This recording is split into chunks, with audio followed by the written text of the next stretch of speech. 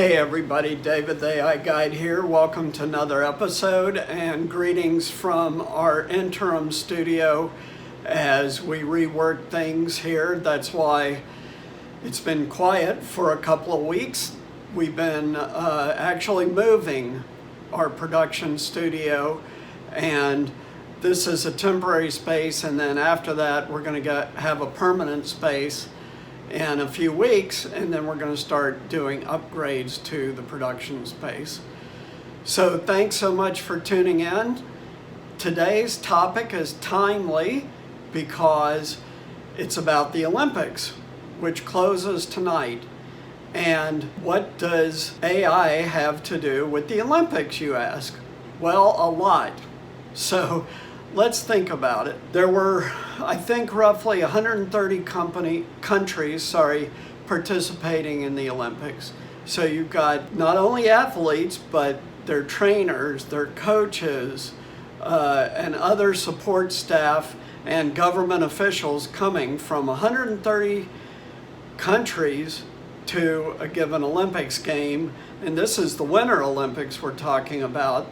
The Summer Olympics is much larger and many more participants. So how is all that managed? Well, it used to be managed by an army of people, but now AI is making inroads into the Olympics. The most obvious way is timing, censors, and determining who wins a race, because many Olympic races are decided in hundredths of a second or even thousands of a second.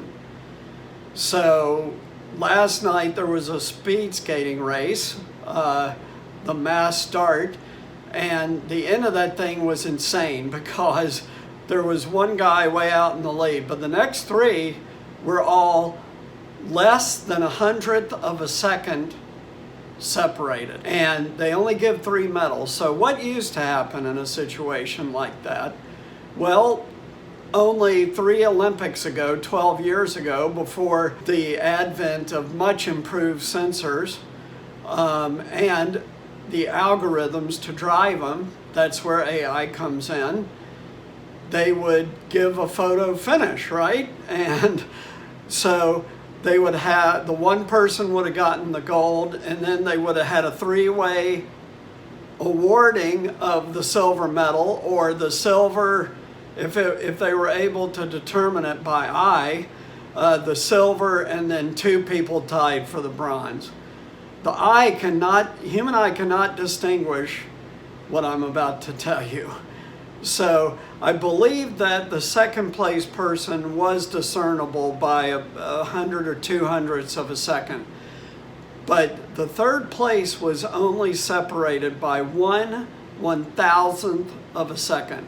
A person could never do that, never see that. So that would have been a photo finish, and 2 people would have gotten the medal. So the power of much improved sensors and AI allowed the system that was set up at the speed skating rink, the short track one, which is where this one was. I think, no, it was at the long track. Nevertheless,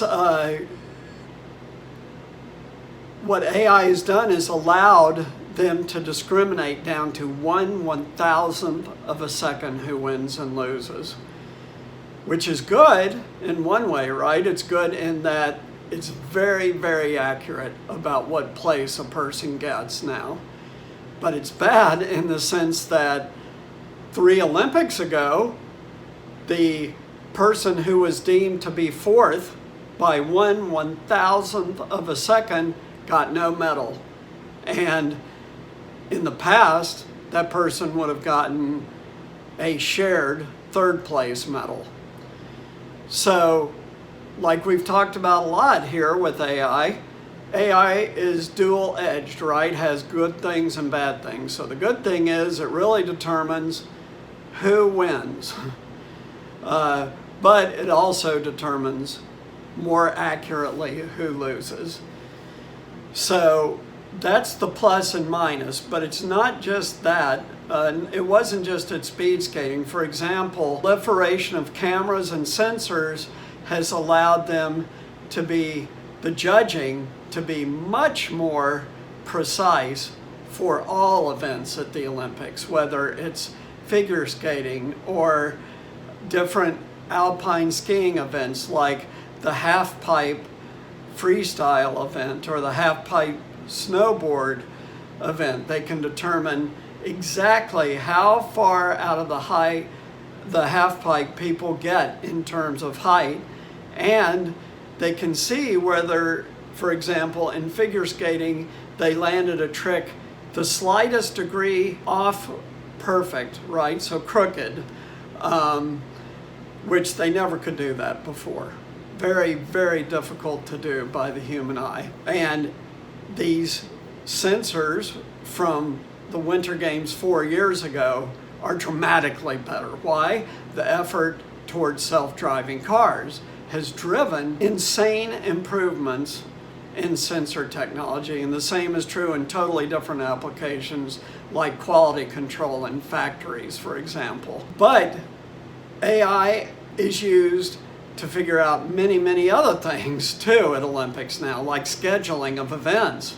When you've got all these events and all these participants, they can use AI algorithms to schedule as best as they can between the hours that they have, which is roughly 8 a.m. to 10 or 11 p.m. is when they have competitive events. Why? Because athletes need some amount of sleep, and not to mention the food service. They have to figure out how many meals at each different food venue, and they probably have hundreds of food venues to manage. All of this stuff can be managed very, very efficiently by AI, which saves tremendous costs and reduces manpower, right? So if they are able to forecast exactly how many people are going to come to a specific food location based on scheduled events and the timing of those events and the gap between events and everything, they can schedule people much, much more precisely. Because it used to take possibly 100,000 people to put on an Olympics game, human beings. And now maybe they can cut that down to 30,000 through the use of AI algorithms, sensors, and things like that. So AI is going to have more and more of a profound impact. One other way that AI will have a big impact by the very next Olympics for winter in 4 years and summer in 3 years is transportation, right? By 3 years from now, much of the transportation around an Olympic site, which will be closed off to private vehicle traffic, right? That's what they do anyway for Olympic sites for quite a few years now, will be fully autonomous shuttles going around the Olympic site 24/7. That will be the very next Olympic Games in 3 years in Paris, and the winter a year after that, or not even a year, 8-9 months after that, in Milan and Cortina in Italy. So this is a game changer for getting people around too. And autonomous closed space transportation is already up and running in many places. I mentioned in previous videos, they do that at the old Navy Yard in Brooklyn in New York City. They do it in a few different places in Australia already, and it will be a mature technology in 3 years. That's how fast things are changing.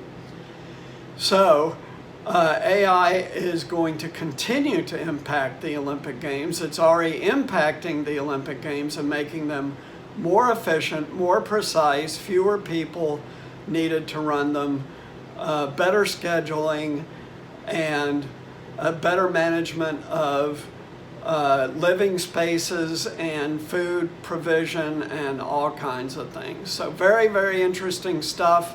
Watching the Olympics was great because, in my opinion, it brings out the best of humanity. versus all the stuff you see in the news, a lot of which is not true anyway.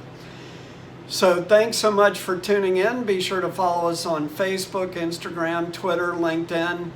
Also, click the link below, get your free resource to learn more about AI. Why? Because in 2 to 3 years, you're going to have to know AI to do your job every day. That doesn't mean programming, it means knowing how to use it to make your job more efficient and better, or you will be interacting with an AI-driven system like a call scheduler or appointment scheduler or whatever it is. So learn about AI, click the link. Also get my book on Amazon. That's going to tell you how AI is already impacting 10 different industries significantly, as well as the history of AI. So check it out, and we'll see you next time. Thanks so much for tuning in.